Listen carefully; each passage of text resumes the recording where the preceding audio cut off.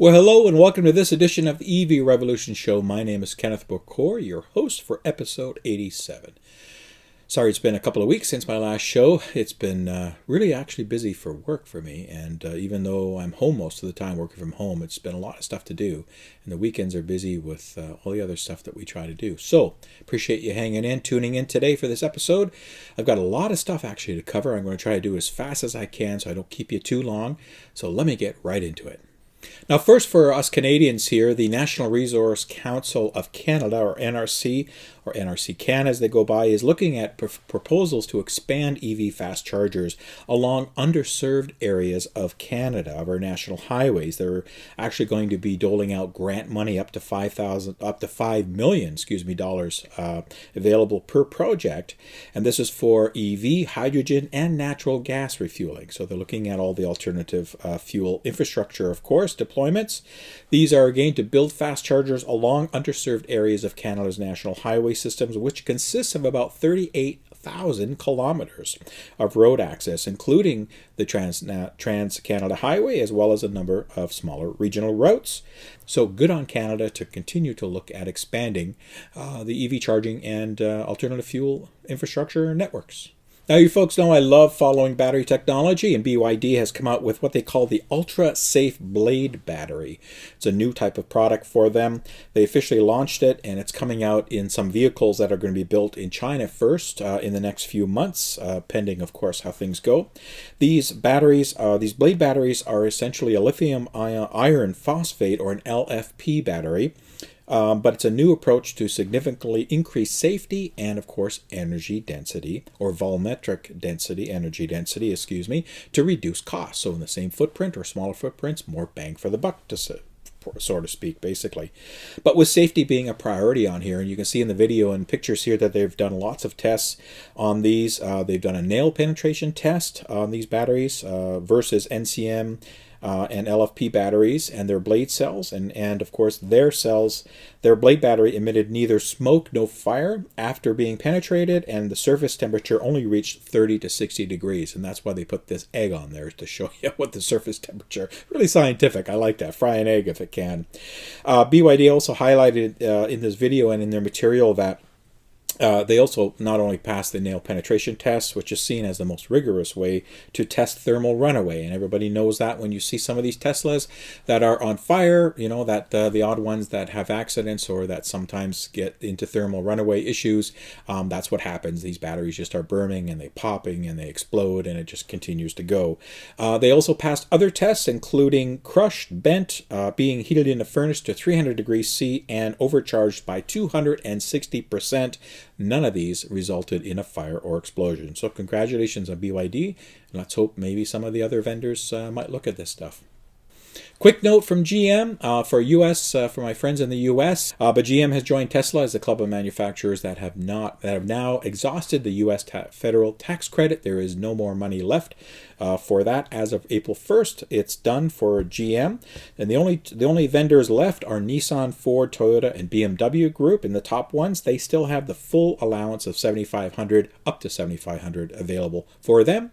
So anyway, if you're shopping around, please take notice of that and make your decisions accordingly. Sticking with GM now, I talked about some of their rollout and GM Day, of course, in a previous episode, but they've come back and said, we're going to be a little longer in rolling out some of our stuff, and one of them is the Bolt EV, which we are expecting a refresh come out for the 2021 model year. So traditionally that would come out in the fall, early winter of 2020 for 2021 model year, but in this case they're pushing it another year into 2022, so we won't see it for at least a year and a half. It's not necessarily linked to the COVID-19, to the disruption in manufacturing right now, but that probably is one certainly aspect of it. It is the current business situation. So I do see a lot of these products. GM has announced a lot of stuff. I see everything from these manufacturers being pushed, several months probably for that. And I've got some other stuff I'll talk about from some of the other ones. But anyway, that's, if you're thinking of waiting for the Bolt EV refresh, which will be coming eventually, it's going to be a little longer. Now, staying with GM again one more time, and Ford, they've come out and announced that their production targets for EVs are going to be lower than they originally anticipated, even though they say they're all in and their future is in e-mobility and all this stuff. They're talking about only about 320,000 electric vehicles in North America in 2026 as a production ramp up too, which isn't really a lot from those big organizations. It's only about 5% of their combined vehicle production for both of those manufacturers. So it's a very small number. And that's disappointing considering some of the stuff we're hearing from it. Now, I know I'll get comments, and I've read the comments about you guys that say Ford and GM are full of it. They're just blowing smoke. It could be, again, the proofs is when the rubber hits the road for real. But this is what's happening, and it's not an encouraging sign from them. Remember, Tesla alone last year produced 367,000 electric vehicles, and that's just them on their own globally. So these guys have a long way to go, and these kind of numbers don't really give us the sense that they're all in and that e-mobility and EVs and all that stuff are their future. They've got to come out a little bit more serious, but let's wait and see. Quick story about Tesla. I don't talk a lot about autopilot and all the updates that come out because I'd be doing a show every hour almost. They're constantly improving. But this one was pretty neat. It seems like there's some leaked video of a user that's testing the autopilot software, and it's able to recognize lights, traffic lights, and stop signs. And of course, that's something that they showed a few years ago. You can Google and find that video of a Tesla Model S driving around for about 15 minutes to half an hour, all without human interaction. There was a guy sitting there, but they programmed a route. It stopped for lights, it signaled for turns, it was in the right lanes, it stopped for stop signs, all that stuff. So it seems like they're getting closer to the full self-driving fulfillment, which Elon has been promising this year for the last couple of years anyway. They might be getting closer. So anyway, all you Tesla owners that are looking at the different software, send me a comment. Let me know if you've seen anything different with relative to that. Switching gears on manufacturers to Polestar. I've talked about Polestar a lot with the Polestar 2. Well, they've now started actual production. These are in China. So China, as I mentioned on the last show, has ramped up quite significantly since their COVID-19 outbreak there. They're almost pretty well back at 100% production capacity in many different industries, and Polestar is taking advantage of that. So they've actually started production of the Polestar 2, and that's going to be available in 10 global markets across Europe, China, and North America. Final order books for each launch market are now being opened sequentially, so just keep checking their website for that stuff. Reservation holders will be contacted to place their final orders. With what's going on, some of those markets may not be receiving deliveries within the time that they're claiming, but that's understandable, so keep your eye out. And if you've got a reservation for a Polestar, send me a comment or an email. Let me know what your situation is. When you hear from them, let me know where you're from, what country you're in, and what they're telling you. I'd like to be able to keep track of that. Talked about Ford earlier and their low numbers. Well, at least the Mach E is getting good traction from them. You've seen lots of stuff. So it looks like they've sold out on their original first year run of the first edition of the Mach E. They didn't really say a number of how many they're going to build, but they have over 50,000 global sales for this. That's what they expected. So it's assumed that that's the reservation number that they've hit, or they've probably exceeded that. So they say that they're full, and they expect deliveries to come next year, is my understanding of that. I'll be surprised if it's any sooner than that. And that's for the first year's worth of production run of the Mach E's. Again, everything is refundable, of course, so if people don't want to wait, they can refund. But, I'm glad to see that Ford's getting some traction on this. Maybe it'll knock some sense into them to look really more into the EV marketplace. Switch gears to Volkswagen. VW is a couple of articles here I want to talk about. Firstly is their concept they've come out with called e-Bulli, or e-Bulli, depending on how you pronounce that. It's based on a 1966 classic with a 2020 electric drive, and it's part of the Volkswagen commercial vehicle division that they have, in conjunction with a company called E-Classics in Europe. That do conversions. And what they're going to do is they're going to come out with this. It's based on the T1 Samba bus that were produced in 1966, and they restore, and it's completely restored. And then this company will partner with VW to put in a brand new 2020 or 2021 by the time maybe they get it, battery drive system and the powertrain and all that stuff. So it's a classic car. classic vehicle that would be great in electrified form, so I hope it happens. Now, a quick look at a South Korean car manufacturer called Cammsys. And actually they're a manufacturer of other things, camera modules and some other electronics, but they've introduced this all-electric two-seater, as you see by the video stuff, two-seat vehicle called the Cevo C. There's also apparently a cargo version of that. I'm not sure how many banana boxes Bjorn could stuff in that, but it doesn't really matter. Now, these were originally unveiled a couple of years ago in 2018, but then they quickly received somewhere in the order of 5,000 to 10,000 reservations for this, apparently. Which are pre-orders, which is pretty good. Again, because of the price point, it's about $12,300 US from what I can determine on this article. So very affordable. Maybe not as affordable as the Citroën Ami, but has more power and battery capacity. And it's, in this micro EV kind of classification.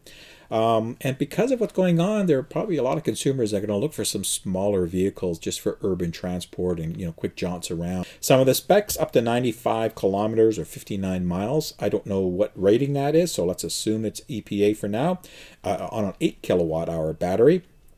Top speed of 50 miles an hour, 80 kilometers per hour, and it's got a almost 15 kilowatt with 120 Newton meter electric motor. You can recharge in about 3 hours, and it doesn't weigh very much either. So that's the specs on it. Nothing else to add. No pricing, availability. I'm not sure if this is strictly for the South Korean market to start, but if anybody is in that marketplace and hears more, please let me know. Now, a couple articles that are COVID-19 related. We know that there's a big movement of industry to step up and help with personal protection equipment for healthcare workers, frontline workers, EMS, all that kind of stuff, workers that are really at the front lines. And Jaguar Land Rover is one of the others that has stepped up for this. And they are working with a company to produce NHS-approved protective visors. This is in the UK for the National Health System or National Health Service in there. Initially, they're going to 3D print about 1,300 visors per week. They want to get to produce about 5,000 visors a week. So great to see Jaguar step up to this and help out. And on that same note, Volkswagen has stepped up and partnered with a company called Faurecia, if I pronounced that right, delivering personal protective equipment to New York City specifically, producing medical-grade face masks and gowns. First shipment of 75,000 units is being distributed to New York area hospitals as I speak already. Again, great to see these companies stepping up.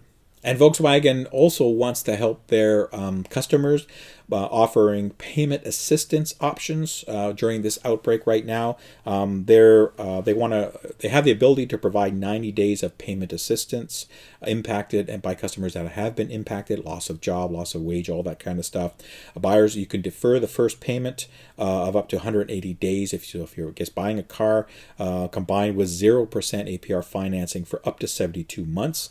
This is a U.S. article, so this is for Volkswagen of America, and Volkswagen Credit in the United States are offering these programs. So again, U.S. is being hit very hard right now. My heart and thoughts go out to all of you. So it's nice to see manufacturers step up and try to help where they can. And last but not least in my stories, I always try to find something a little unique. And Liebherr, which of course makes tons of construction equipment, as everybody knows, has announced their first fully electric truck mixer. So these are those cement mixers that you see roaming around. They got a couple of models of these, and they are great vehicles for this kind of application because typically they don't do tons of long runs. They typically stay in very short areas because there is a lifespan for the cement as it's mixing around. You can only do that for so long before it's no use, and for concrete and all that kind of stuff. So their trips are maybe multiple, but they're very short. And of course, having an electric pack power not only the mixer turner but the drive system as well for the truck creates a zero-emission vehicle, which is fairly quiet. You hear all the rocks tumbling around in that mixer, but it's great, safe savings on fuel, because these things usually sit, the motor has to run while the mixer's going and they're on site. So this is a great way to save on fuel as well. And it's quiet, simple to use, and all that other stuff, cheaper to maintain, as we always say. Apparently these things are going to have a range of about 190 to 380 kilometers, or 118 to 236 miles, depending on, I guess there's going to be different pack size offerings and models available. Somewhere around 340 kilowatt hour battery pack could be the largest size, and these are modules supplied by BMW. And BMW does make some great battery modules. It's been a lot of good press for them on that lately, and 500 kilowatts of electric motor power. So good on Liebherr to come out with this as well. All right, holy moly, so I'm flying through this segment, and I've got some MailBag here. It's been a while since I've got some MailBag, so I want to thank Jurgen, if I pronounce his name right, and he's here in Canada, from what I can understand. He didn't tell me, but I'm just guessing on that. He sent me an email just basically saying that he's been looking at VW's Canada site, and he thought he saw some information on their webpage regarding the ID3, and that it might be available here in Canada. So it seems to be listed under some of the new models to be sold sometime in the future. Could I comment on that? So thanks very much for the email, Jurgen. I appreciate that. I did reach out to my contacts at VW Canada, and they did confirm that they are 100% certain, of course, of the launch of the ID4, which they're now officially calling the ID4 the ID4. It was unofficially that before, if you can follow that. And the full reveal on that vehicle is coming soon for the North American market. I believe it was scheduled for the summer, fall, but we'll have to wait and see after things come back to normal, or semi-normal anyway. And that will be, of course, the first ID car available for Canada and the North American markets. They'll originally be built in Germany, shipped over, and then Chattanooga, of course, will pick up some of that and start pumping them out within the next couple of years for North America. The next ID car after that is still under discussion. They're telling me that it's unlikely that the ID3 will fill that role, but it's still a question mark. And I do remember, if you listen to one of my audio podcasts from a couple ago, I haven't done one for a while, so I am going to do one soon, folks. When I did interview and talk to some folks at VW Canada, they did say that they were considering a similar type of vehicle for Canada, a four-door hatchback or possibly a two-door hatchback, type of vehicle under the ID, but not exactly the same as the ID3 that we see today. Something maybe a little bit different. So we'll have to wait and see. But that's all they could tell me without breaking any secrecy laws and codes. So thanks again for the email, and I appreciate my friends at VW Canada for sending me an answer and letting me know what's going on. Thank you. All right, and that's it for this edition of the EV Revolution Show. Hope everybody's staying safe. I'm trying to educate you folks and keep you educating minds one tailpipe at a time, which is my logo, of course. I hope you're finding these shows beneficial. Again, my thanks for everybody who comments, likes, and is subscribing on YouTube. I would ask you, if you haven't subscribed, please do. Would very much welcome that. It is free. It doesn't cost you anything. Of course, thanks to my Patreon folks. I had another new Patreon member join up about a week or so ago. Thank you very much. You know who you are. Of course, during this time, please, everybody, you're seeing some of these ads come out now. Stay home, save lives. YouTube is pushing some stuff out, and I'm going to follow that rhetoric and, of course, push that a lot. Please, we really need to clamp down over the next few weeks and take this very seriously so that we can put it under control in all areas of the world, not just here in North America. So please, everybody, stay safe on that. And that's about it from what I have right now. If, again, you have questions or comments, my contact information is coming up in the show along with my thank yous. You can reach out and comment on YouTube and let me know, or send me an email. I always like to get MailBag and answer questions. So again, everybody stay safe, and until the next time, I'll see you when I see you. Take care, everybody. Bye-bye.